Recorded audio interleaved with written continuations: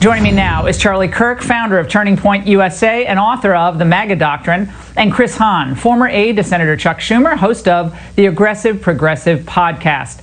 Charlie, let's start with you. Do people really think that Joe Biden will send help to these cities when the radicals try to take them over, as they will continue to do no matter what happens in November?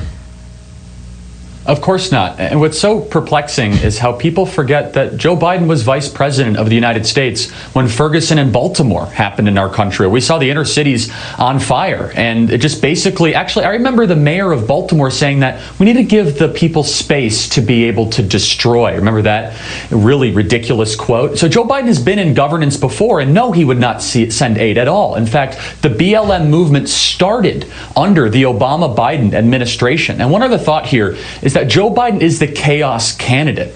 Whether it be how his administration fumbled Benghazi or Fast and Furious or IRS, the IRS scandal around it, this idea that Joe Biden is going to be returned to peace and normality, it's the exact opposite. You're going to have that band of radicals have unlimited power, and Joe Biden will basically just abdicate all of it to the AOC wing of the party. Imagine Mayor Lori Lightfoot running the Department of Homeland Security. That's what you're going to get if Joe Biden gets elected president of the United States. Chris, why do you think we haven't heard much from some of the big names in the old Obama administration, as you've seen these federal buildings under attack, public property under attack? Why have we not heard anything from any of them?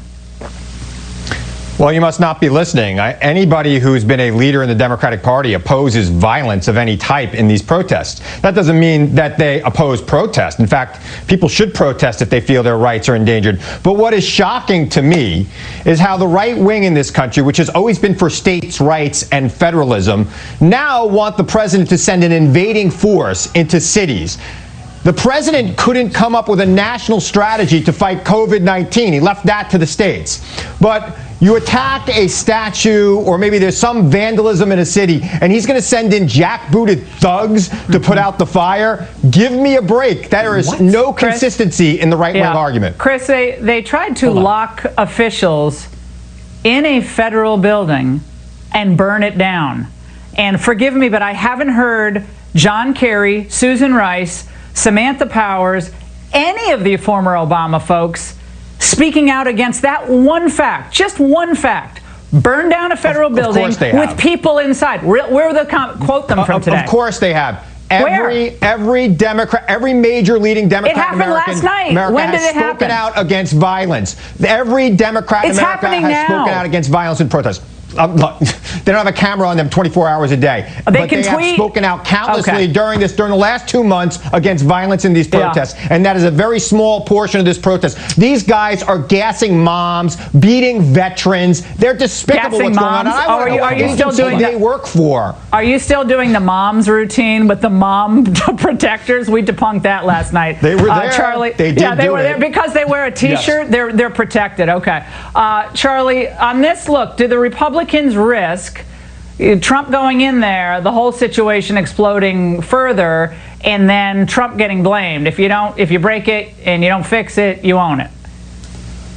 It's a great question. I'm of the opinion that you have to do what is right, not always necessarily if you think it's going to help you in the poll numbers, if you think the cities are going to burn. And Chris, I think it's disgusting for you to call federal law enforcement officers jackbooted thugs, number one. Number two, how about you address Ilhan Omar? How about you call Elon? Let me finish. I let you say your nonsense. Let me say my facts.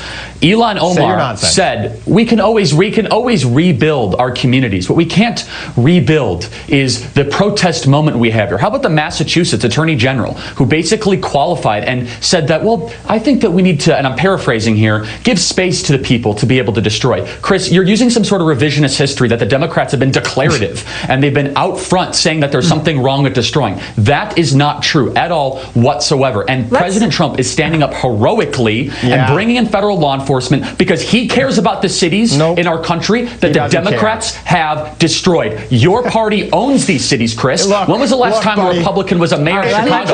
1932. If he cared about these cities, and Trump is fixing he that. would get rid of gun policy in America. If he cared about Chicago, Charlie, he would have real gun policy in America so that the streets of Chicago would be flooded from gun laws in the country, Chris. I am from the suburbs of Chicago. It's the strictest gun laws in the country. Even with that haircut, it is true that we see what's going on. Well, Chris, here. at least I have some hair. So guys, I wish I had your hair. I'm jealous. Trust me. Okay, guys. I know. We don't have to devolve into hair comments at this point. We have enough serious things to talk about, although it is amusing. Chris, I want to play something that has become something of a normal talking point over at MSNBC. Who's not looking at this with a state of alarm and concern and worried about, is this president going to employ formally martial law at some point? Is there anybody, having watched Donald Trump for the last 3.5 years, who doesn't think that Donald Trump would try to employ martial law if he thought it was the only way he could stay in power? Chris, this has been repeated by people like Eric Holder. He might be AG again for Biden, of course. Is that really where you guys want to go? I mean, you're up in the polls, but now you're going back to martial law. Really?